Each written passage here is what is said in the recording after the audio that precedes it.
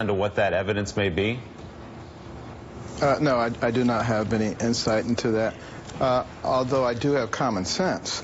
And, you know, for instance, if somebody's sitting next to you in the first class section of the airplane, there are stewardesses, there are other people around, and there's this gigantic armrest. What happened to all those things?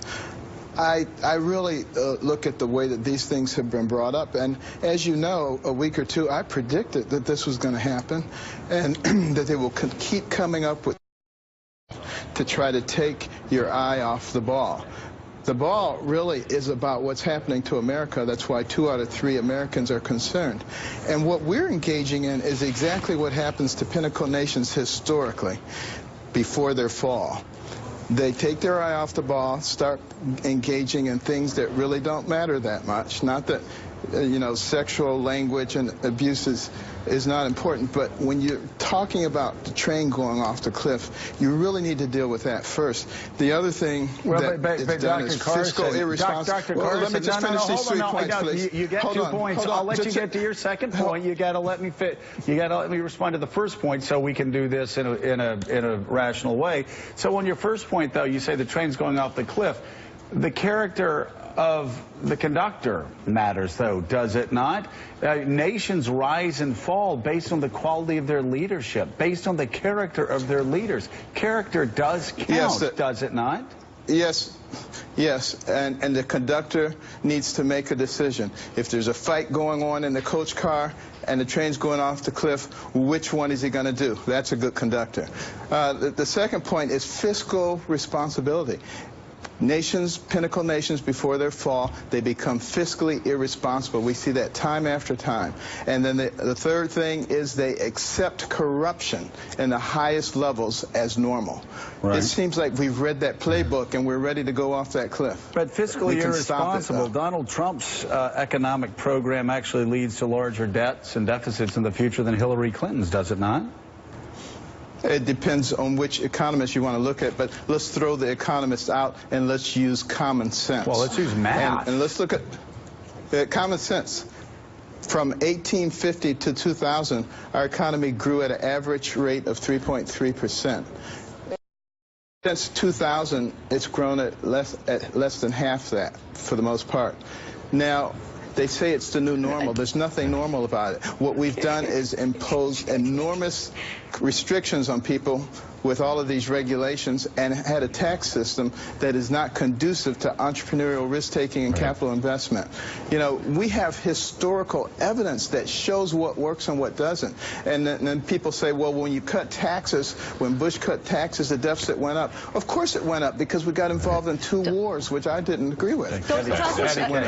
Catty Kay here. You just said throw the economists out. That really smacks of something that happened during the Brexit campaign in the UK when one of the Leave campaigners said we don't such a great job of helping us to get into good condition. That's why I throw them out. It's kind of anti-elite idea that we don't want experts telling us about the economy. Since Brexit, of course, sterling has tanked and it's been a problem for the British economy. So perhaps having experts telling us about the economy is not such a bad thing after all. I want to push you on this allegations of sexual abuse, because you seem to be suggesting this morning in this interview with your description of the first-class cabin and in previous interviews that these women are lying. The real reason that women who have been sexually abused don't come forward to talk about their stories is precisely this, that all too often they are accused of being liars. Are you saying that these women are lying?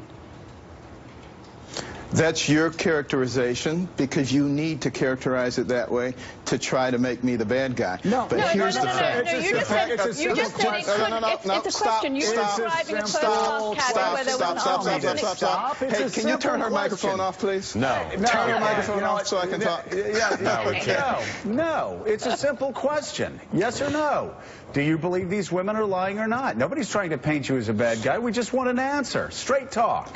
It doesn't matter whether they're lying or not. Of course it matters. What matters, listen, it doesn't matter whether they're lying or not. What matters is that the train is going off the cliff. We're taking our eye off of that, and we're getting involved in other issues that can be taken care of later. If the campaign is saying, and you are suggesting that they are lying because this possibly couldn't have happened because of the way that first-class cabins are designed and their air hostess is there, which is implying that you think they are lying, that they're not telling the truth, then that's a huge issue. Okay.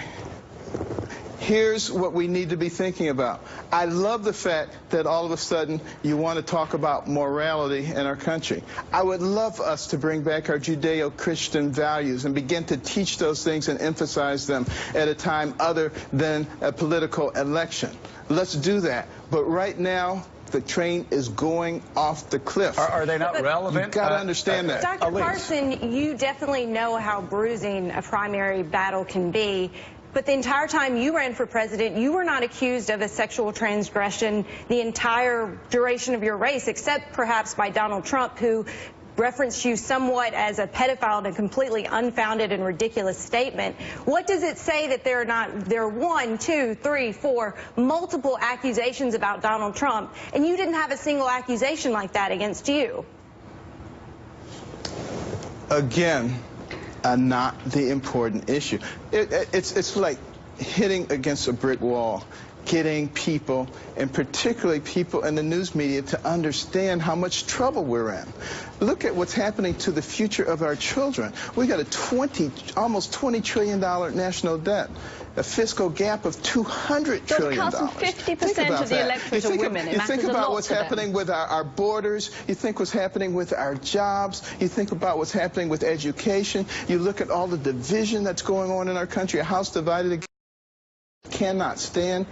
It's like you need to shake people and say, look, you folks, said something we've got that to was deal fascinating. with this. These are not Republican or Democrat issues. This is America we're talking about. Get it through your thick skulls. Yeah, my skull's not really that thick. I think Judeo-Christian values should apply not only when we're not in the midst of a campaign, but I think it should apply in a campaign. You said, let's just push the Judeo-Christian ethics to the side during the middle of the campaign. Let's talk about it later. Shouldn't they apply right now as much as usual, as much as at any time?